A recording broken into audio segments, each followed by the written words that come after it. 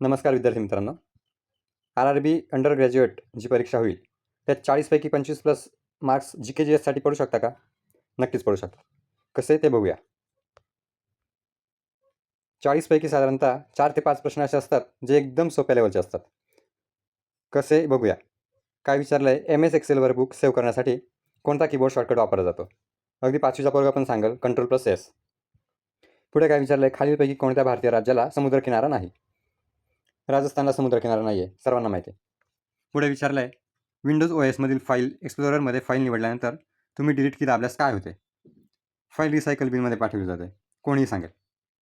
आणि हे सर्व प्रश्न NTPC ग्रॅज्युएट लेवलची जी एक्झाम झाली आहे त्यातले तुम्हाला दाखवतो मी. आता पुढचे प्रश्न पाहूया.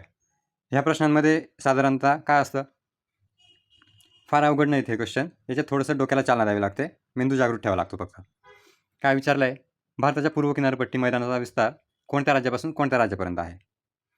थोडंफार जर तुम्हाला नकाशा माहीत असेल भारताचा तर नक्की सांगता येईल की पूर्वेकडची राज्य कोणती आहे? पश्चिम बंगाल, तामिळनाडू. पश्चिम बंगालला लागून जी समुद्रकिनारा आहे तो झाला पूर्व किनारपट्टी.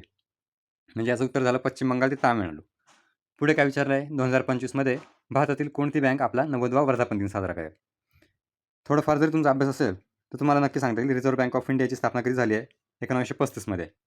त्या अर्थाने 2025मध्ये त्याचा 90वा वर्धापन दिन असेल, बरोबर. पुढे विचारलं आहे, 17व्या शतकात डॅश डॅशमुळे डच ईस्ट इंडिया कंपनीच्या कोरोमंडल किनाऱ्यावरील व्यापारात लक्षणीय वाढ झाली. आता कोरोमंडल किनारपट्टी म्हणजे कोणती? तर तामिळनाडूला लागून जी किनारपट्टी आहे त्याला म्हणतात कोरोमंडल किनारपट्टी.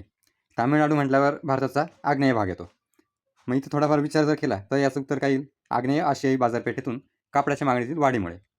हे सर्व प्रश्न जे NTPC ग्रॅज्युएट लेवलला आलेले आहेत तेच तुम्हाला दाखवतोय मी, त्या व्यतिरिक्त नाही आहे काही. साधारणतः 4 ते 5 प्रश्न हे असे असतात जे थोडंफार डोक्याचा वापर केला तर ते सुटू शकतात आरामात. आता बाकीची ट्रिक काय, साधारणतः 10 ते 15 मार्क तुमचे फिक्स झाले.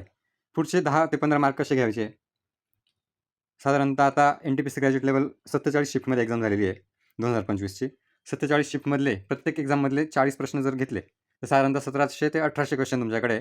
या 1800 क्वेश्चनचा जर तुम्ही व्यवस्थित सराव केला तर पुढचे 10 ते 15 मार्क घ्यायला तुम्हाला अजिबात अवघड नाही आहे.